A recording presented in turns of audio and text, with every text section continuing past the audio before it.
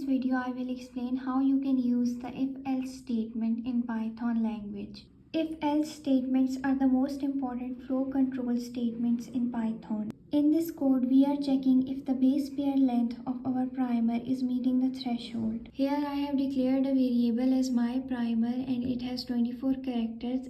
We will be checking our primer length using three conditions: whether the primer length is greater than 20, whether it is equals to 20, or if it is less than 20.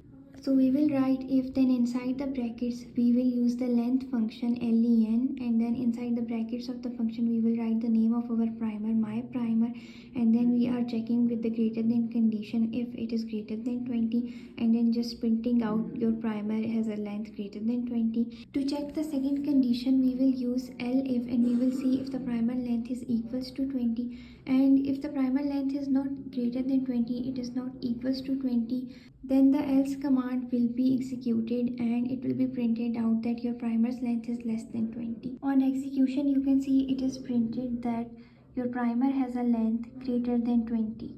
To learn more about biological scripting, join BioCode's course Advanced Bioinformatics Scripting in Python, BioPython, R, and Bioconductor.